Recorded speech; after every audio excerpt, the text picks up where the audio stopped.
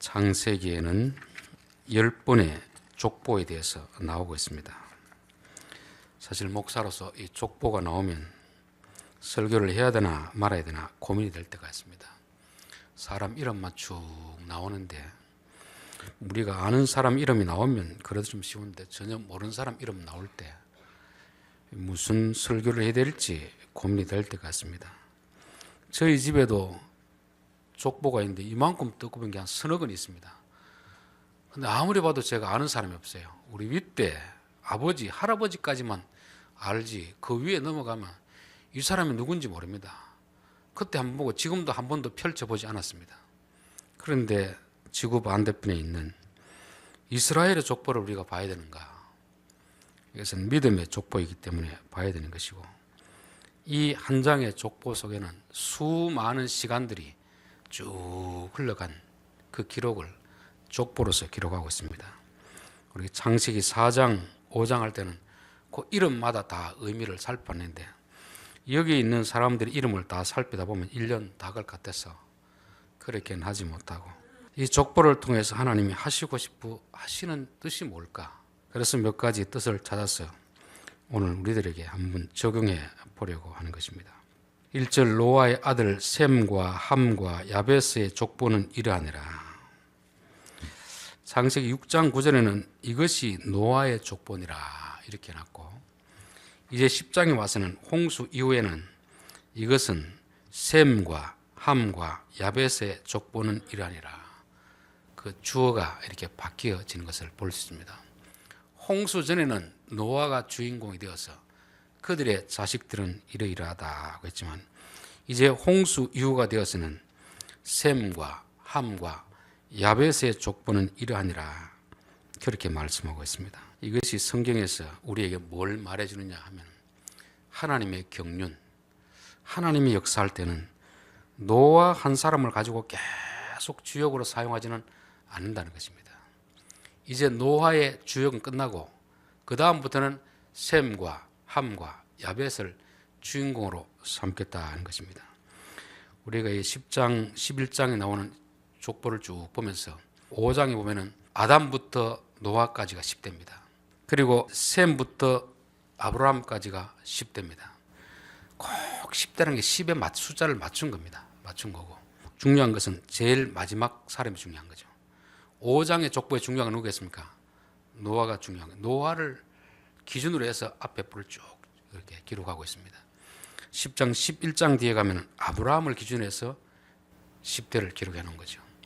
그런데 아브라함 시대 노아는 살았을까요? 죽었을까요? 58년을 동시대에 살고 있습니다. 아브라함이 58세 되던 노아가 죽은 것입니다. 그러면 그 앞에 지금 셈부터 쭉 나올 동안 그 수많은 역사 속에서 노아의 이름은 더 이상 기록되고 있지 않습니다. 아브라함의 아버지 데라까지는 기록되는데 더 이상 성경에서 노아는 등장하지 않게 된다는 것입니다. 너의 사명은 다 했으니까 이제 너는 살아있지만 전면에 나서지 말고 네 아들들에게 맡기라 그렇게 말씀하는 것입니다. 창세기 25장 가면 아브라함이 죽고 나서 이삭의 이야기 쭉 나옵니다.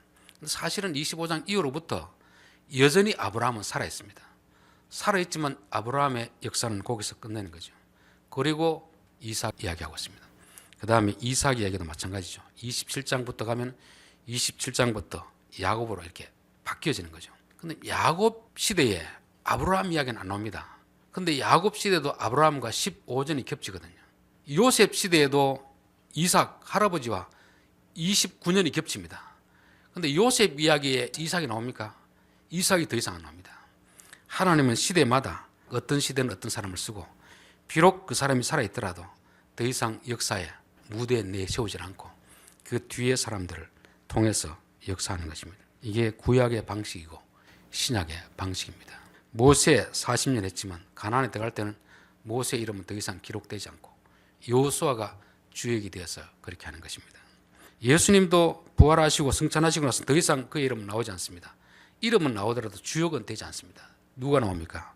동일한 보혜사 성령님이 그 주역의 자리에 서게 되는 것입니다. 저는 이걸 보면서 오늘 한국 교회를 한번 살펴봤습니다. 제가 총신을 가서 기독신문을 보고 가장 충격을 받았던 것이 뭐냐면은 광고 나오는데 무슨 모임에 회장이 왜 그렇게 많은지, 수석회장, 직전회장, 정경회장, 명예회장, 회장하고 임원들이 거의 뭐 3분의 2가 넘죠. 회원들 없어요. 그래서 이야, 이 사람들이 왜 이렇게 명예를 좋아할까? 그런 식으로 성경을 기록하려고 했으면 성경은 수백 건에도 다 못 쓰는 것입니다. 아브라함 때까지도 노아가 살아있었으니까 노아는 홍수를 직접 경험한 사람 아닙니까?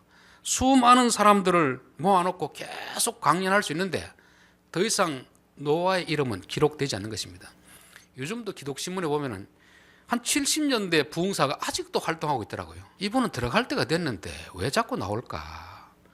우리나라 정치에도 그 외전에 있던 분들이 이제는 좀 조용했으면 좋겠는데 계속 나와가 자기 이름을 나타내려고 하는 이런 모습들, 이것은 분명히 성경과는 좀 다르구나. 세상은 그럴다 할지라도 저것을 교회에서만큼은 내 시대의 임무가 끝났으면 나는 조용히 지내고 이제는 앞에 일하는 사람을 위해서 기도해주고 도와주는 일을 해야지, 은퇴를 하고도 계속 그 자리를 지키고 있는 것이 이게 과연 성경적일까?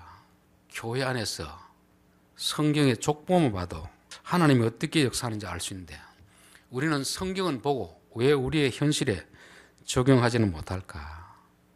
여러분, 성경은 그냥 공부하라고 기록해 놓은 게 아닙니다. 그 먼 옛날의 이야기지만 오늘 우리들이 그 적용을 좀 하라고 그렇게 해놓은 거거든요. 우리가 성경을 보면 이 족보를 통해서도 하나님이 하신 말씀이 많이 있습니다.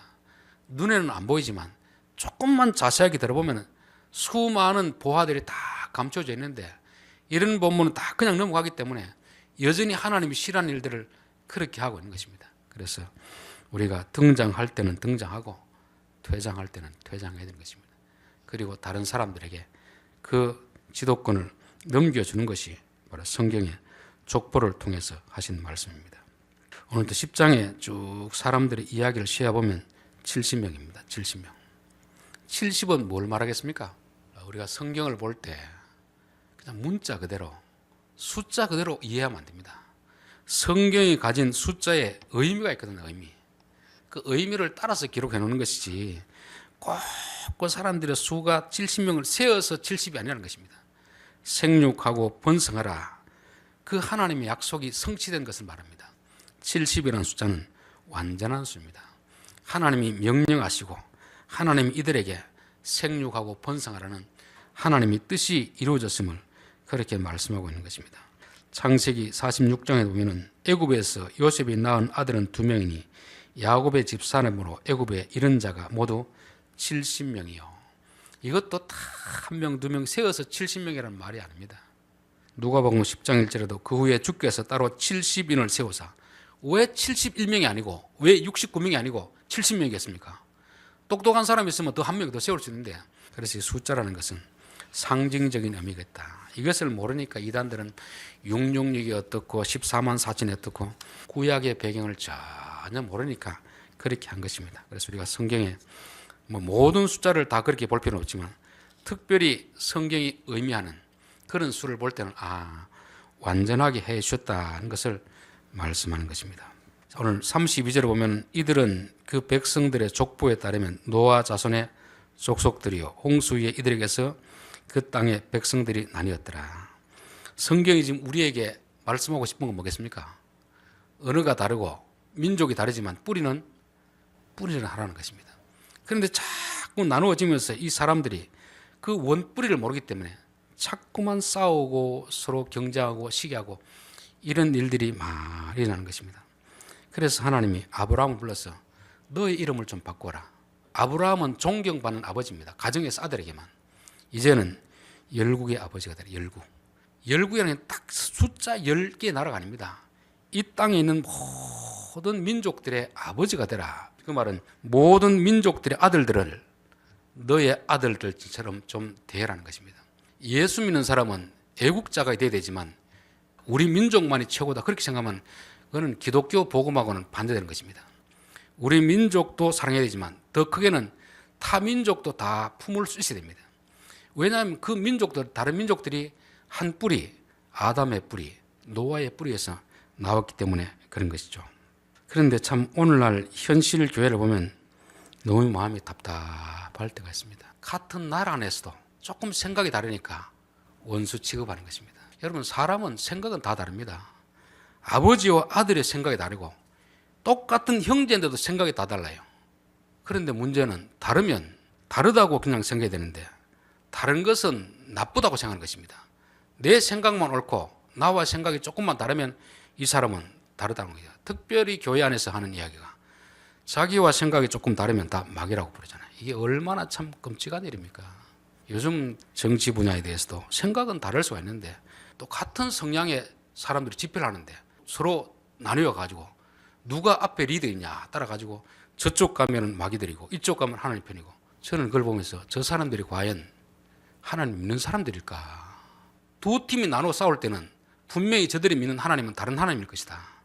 같은 하나님일 거라면 하나님 말씀을 안 듣는 사람일 것이다. 성경은 모든 민족을 제자로 삼으라고 했잖아요. 예루살렘과 유대와 사마리아와 땅끝까지 이르러서 증인이 되라고 하는데 우리는 예루살렘에조차 싸우고 있는 것입니다. 유대, 사마리아는 건너가지도 못하는 것입니다. 나와 생각이 다른 사람들, 조금도 품지 못하고 뱀댕이 속이라 합니까? 그 정도 속밖에 안 되기 때문에 나와 생각이 조금만 다르면 10가지가 같더라도 한 가지가 틀리면 원수 취급하는 이런 것입니다. 세상 사람들이야 뭐 이런 것은 당연하다고 보지만 적어도 하나님을 믿는 사람은 절대 그렇게 해서 안 됩니다. 그건 하나님의 정신이 아닙니다. 하나님은 원수도 사랑하라고 하지 않습니까? 이웃도 내 몸처럼 사랑하라고 하지 않습니까? 비록 생각이 다르고 성향이 다르더라도 다 같은 민족이고 한 백성, 한 형제 자매니까 그것을 품으라고 하는 것입니다. 여러분, 예수님의 제자 중에는 친로마 성향이 있습니다. 마태. 그리고 반로마, 로마에 저항하는 그런 세력이 있습니다. 그래도 그들은 예수님 안에서 하나가 되거든요. 예수님의 제자 중에는 갈릴리 깡촌 시골 출신이 있습니다. 그는 유다 예루살렘 출신이 있습니다. 출신 성분이 달라도 예수님 안에서는 하나가 된 것입니다. 오늘날 기독교가 왜 세상 사람들에게 손가락질을 받을까? 예수님의 마음을 품지 않는 거죠. 세상에는 조금 지역이 다르고 성향이 다르면 다 원수처럼 서로 죽이려고 할 때 교회 다니는 사람은 다 품을 수 있어야 되는데 예수님은 다 품었는데 우리는 품지 못하는 것입니다. 세상 사람들 올 때는 예수님은 욕하지 않습니다. 예수 믿는 사람을 욕하는 거죠. 우리가 과연 이 시대 교회가 예수님의 마음을 품고 있는가? 다 노아의 후손들입니다. 그래서 요나가 니느웨에 가서 복음을 전하니까 안전하고 고집을 피우잖아요. 3일 동안 물고물을 씻겨서도 결국은 그렇게 하는 이유가 뭐냐면 하나님은 유대인만 사랑하는 것이 아니고 너희들이 원수라고 생각하는 니느웨 백성들도 사랑한다는 것입니다. 저는 우리 성도들은 나와 다른 사람들, 그 사람들도 존중을 해야 됩니다. 내가 옳다고 생각하는 게 옳을 수도 있고 틀릴 수도 있고 상대방이 옳다고 하는 것이 틀릴 수도 있고 옳을 수도 있는 것입니다. 그것은 우리가 판단하는 것이 아니고 재판관들이 판단하고 하나님 판단하시도록 주는 것이고 우리는 형제로서 그냥 두면 되는데 오늘 이 시대에는 그렇지 못한 것이 교회 모습이고 성경에서는 많이 벗어나 있다는 것을 말씀하는 것입니다. 자, 2절 야베스의 아들은 고멜과 마곡과 마대와 야완과 두발과, 그 다음 8절 하암의 아들들은 구스와 미스라임과 북과 가나니요. 22절 셈의 아들은 온 자손의 조상이요. 우리가 흔히 이제 알고 있는 이 형제의 순서는 어떻죠? 셈과 함과 야벳이라 이렇게 되잖아요. 왜냐하면 그 앞에 그렇게 되어 있습니다. 그 앞에 그렇게 되어 있으니까 당연히 셈이 제일 형이고 그 다음엔 함이고 야벳이 막내일 것이다. 이게 전통적인 견해입니다. 우리가 일반적으로 성경을 그냥 피상적으로 볼 때 그렇게 보여줄 수 있는 것입니다. 성경을 조금 더 꼼꼼하게 자세히 살피면 순서가 그게 아니라는 걸 알 수 있는 거죠. 9장 24절에 보면 노아가 술이 끼어 그의 작은 아들이, 여기서 히브리어는 카타안이라는 말은 가장 막내란 말입니다. 가장 막내. 그러니까 하함이 중간이 아니고 막내란 말이죠. 막내. 그리고 10장 21절 셈은 온 자손의 조상이요 야벳의 형이라. 요 구절을 보니까 셈이 야벳보다 형이니까 셈이 제일 장자고 함이 그 중간이고 야벳이 막내라 생각할 수 있는데, 이것을 히브리어 원래 그대로 번역하면 형제 중에 큰 자 야벳의 동생인 셈이라고 나오고 있습니다. 그래서 학자들은 순서를 어떻게 보냐면은 야벳이 가장 큰 형이고 함은 제일 막내니까 셈은 중간이 되잖아요. 이게 일반적인 학자들의 견해인 것입니다. 우리는 보면 앞에 셈, 함, 야벳 있으니까 이게 순서다 싶은데, 또 여기서는 족보 같으면 누가부터 기록해야 되겠습니까? 셈부터 기록해야 되는데 누구부터 기록하죠? 야벳부터 기록한 것입니다. 이게 우리에게 뭘 말해주냐면, 하나님은 때로는 혈통적 순서로 기록할 때가 있습니다. 때로는 영적인 순서로 기록할 때가 있습니다. 근데 이걸 잘 보면서 이게 혈통적 순서인지 영적 순서인지 이거를 좀 구분해야 된다는 것을 말씀하는 거죠. 아브라함도 마찬가지입니다. 우리는 아브라함, 나홀, 하란이라 생각하는데 그 순서도 이게 거꾸로 되어 있어요. 혈통적으로는 그 순서가 아닙니다. 영적으로 보면 아브라함이 영적 장자인데 혈통적으로는 그렇지 않다는 것을 히브리어를 아는 학자들은 그렇게 주장하는 것입니다. 그래서 영어 성경 킹 제임스 버전, NIV 성경에는 이렇게 써놨습니다. 한글 성경에는 여기까지는 아직 모르니까 그냥 앞에 걸 따라서 당연히 셈, 함, 야벳이라고 그렇게 보고 있는데, 영어 성경이라든지 히브리어 성경에는 야벳이 장자이고 그 다음에 셈이고 그 다음에 함으로 이렇게 나와 있습니다. 제가 이것을 통해서 무엇을 말씀드리려고 하는 것은 하냐면, 하나님은 어느 하나의 기준만 가지고 줄을 세우지는 않는다. 때로는 혈통을 가지고 줄을 세울 때도 있고 때로는 영적인 순서를 가지고 세울 때도 있고 그렇잖아요. 야곱의 아들 12아들도 혈통적으로 르우벤입니다. 장자입니다. 근데 그는 장자의 자격에서 박탈당한 거죠. 나중에 가면 유다를 영적 장자로 세우는 것입니다.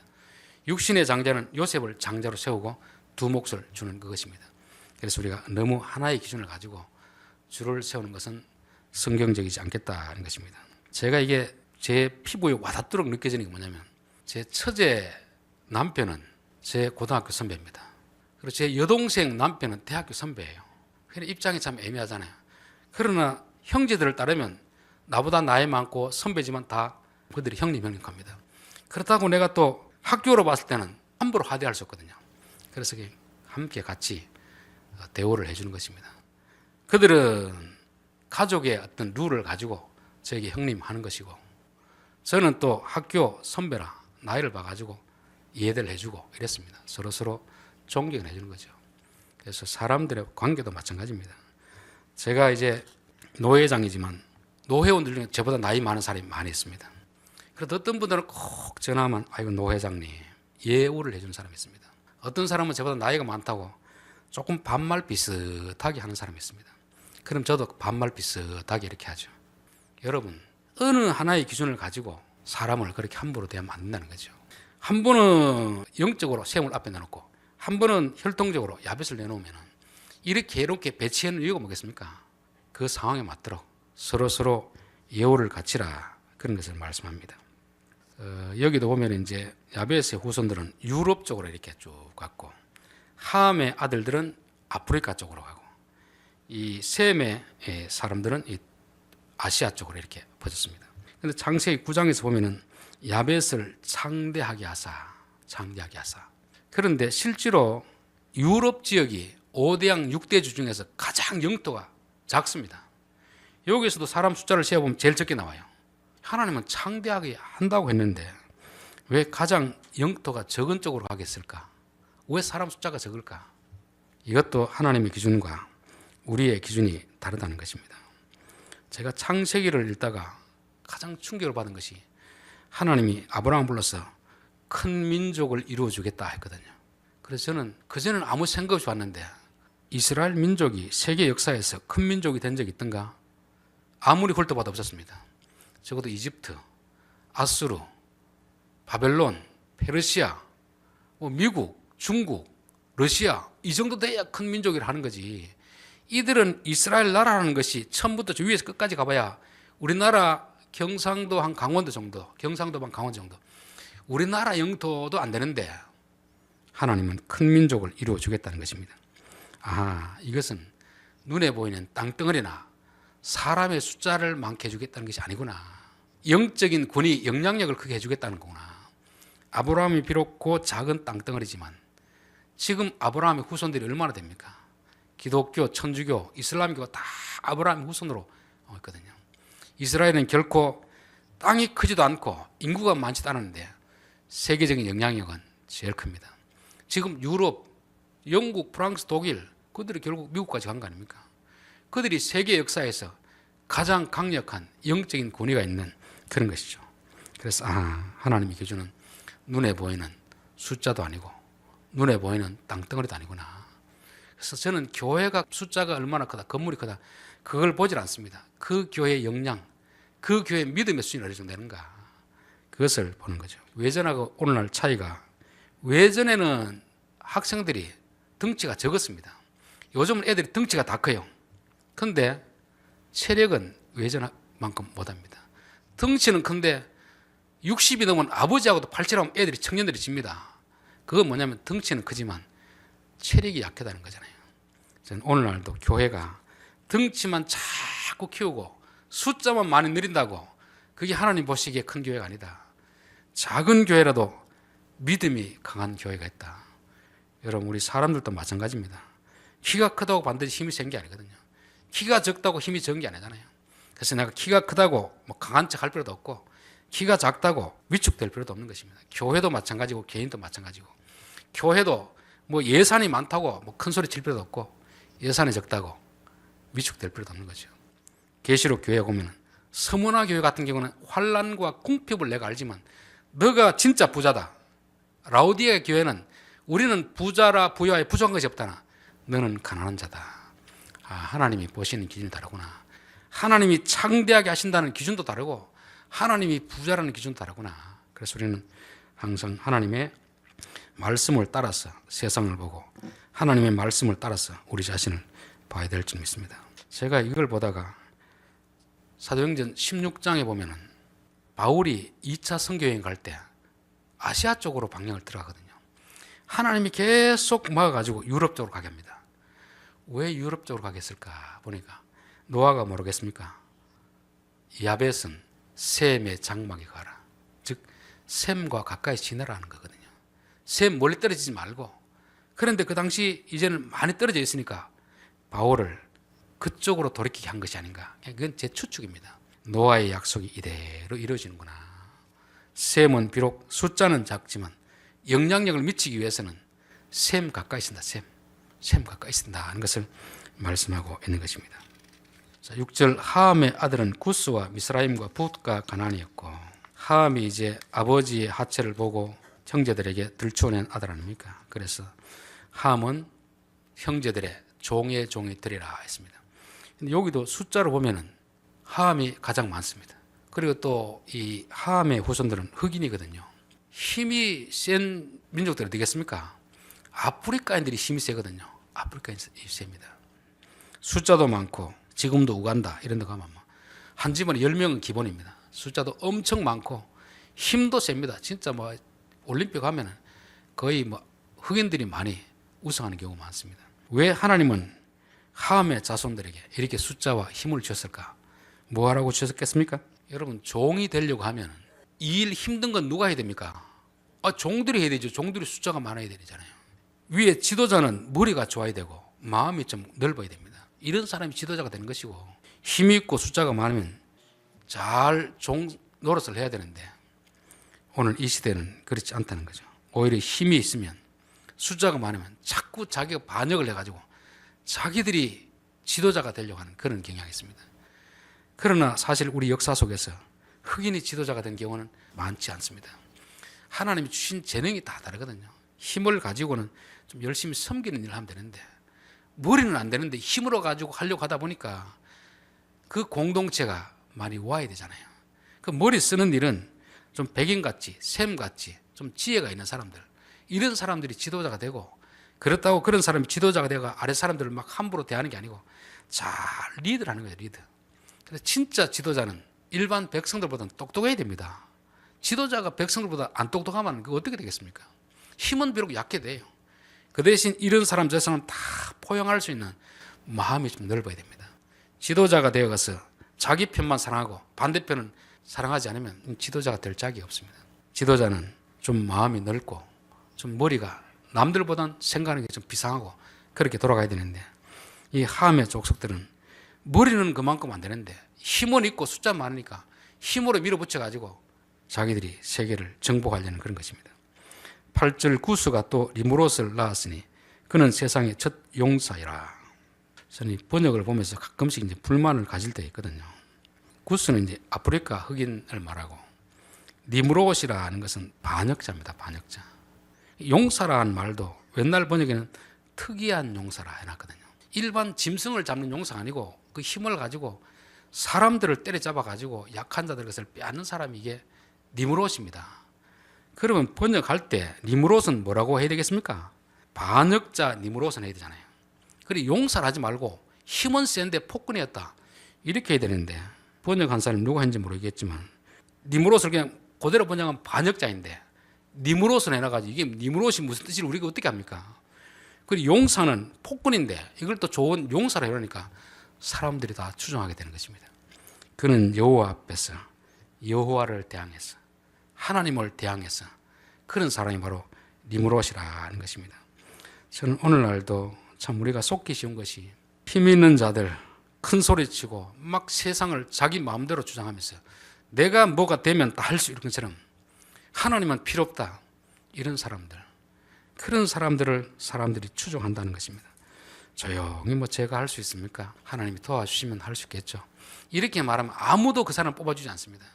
적어도 세상에서는 리무롯처럼 힘도 있고 머리는 안 되더라도 큰 소리 쳐가지고 그냥 막 마치 세상을 변화시킬 수 있는 것처럼 그런 사람들을 추종하는 것입니다. 이게 오늘 현 시대 삶이고 이 당시 그 시대 사람들의 삶이었습니다. 여러분, 힘은 그 힘을 가지고 남을 제압하라고 주신 게 아니잖아요.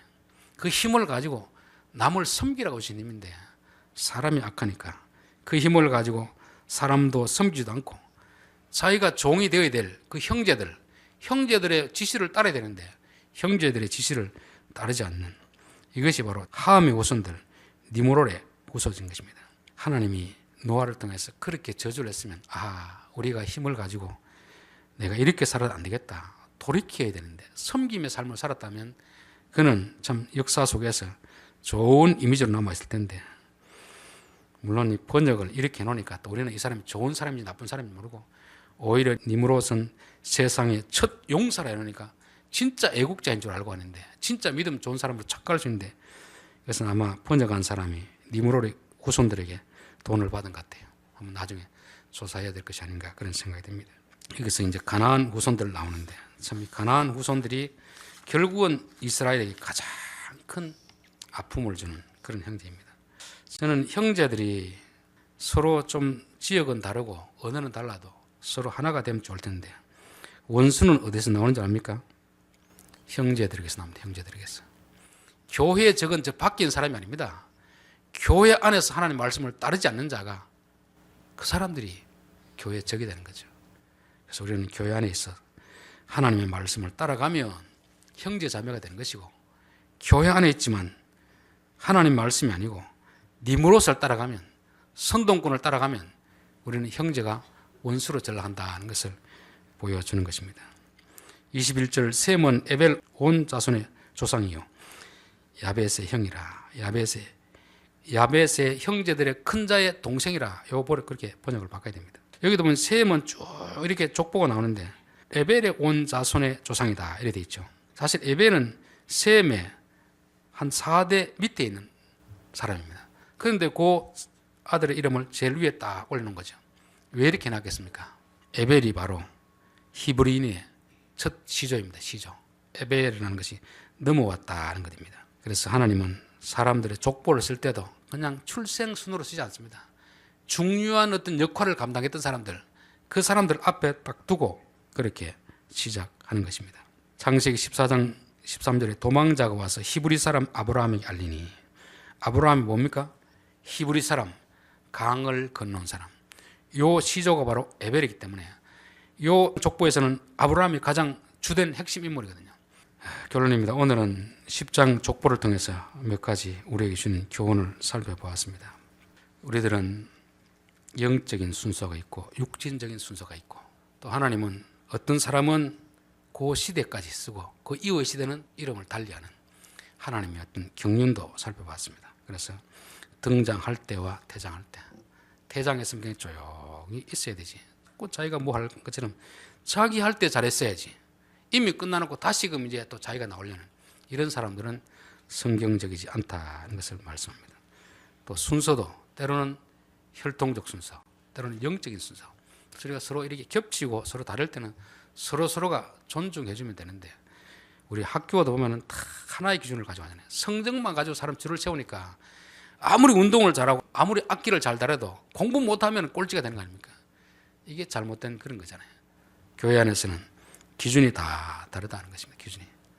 그래서 우리가 기준에 따라서 내가 공부를 좀 잘 하더라도 운동을 잘 못하면 운동 잘하는 애들을 존중해 줘야 될 거 아닙니까? 운동 잘하는 애들은 자기는 운동 잘하지만 자기보다 공부 잘하는 애들을 존중해 주는, 이런 서로 존중해 주는 것이 필요하다는 것입니다. 함의 아들 니므롯, 가장 핵심적인 인물인데 하나님께 반역하는 사람들. 그러나 세상 사람들에게는 인기가 있습니다. 힘이 있고 폭력적이고 이렇기 때문에 힘이 있는데, 오늘 교회 안에서도 그런 사람들이 인정받을 때가 있습니다. 그것은 하나님이 어떤 분인가 몰라서 그렇잖아요. 교회는 힘 있는 사람들이 그렇게 하는 데가 아니거든요. 교회는 섬기는 사람, 겸손한 사람, 낮아진 사람, 그런 사람이 지도자가 되어야 되는 것입니다. 자기가 마치 다 할 수 있는 것처럼 큰 소리 치고 막 조폭처럼 그렇게 행동하는 사람들은 교회 지도자로서는 적합하지 않다. 세상의 지도자로서는 맞을지 몰라도 적어도 교회 안에서는 그런 사람은 맞지 않다는 것을 말씀하는 것입니다. 마지막 절, 우리는 다 한 민족입니다. 한 형제 자매들입니다. 그래서 예수 믿는 사람은 애국해야 되지만, 그러나 이 민족주의에 빠지면 안 됩니다. 예루살렘과 유다와 사마리아와 땅 끝까지 이르러, 하나님이 온 우주 만물의 주인이기 때문에 우리도 지금 있는 영역에서만 머무는 게 아니고 지금 있는 영역에서 나와 생각이 다른 사람도 품을 줄 알아야 되고, 다른 민족도 품을 줄 알아야 되고, 일본 백성들도 사랑할 줄 알아야 되고, 북한 백성들도 사랑할 줄 알아야 됩니다. 그 위에 지도자들이 악한 것이지 백성들이 악한 건 아니잖아요.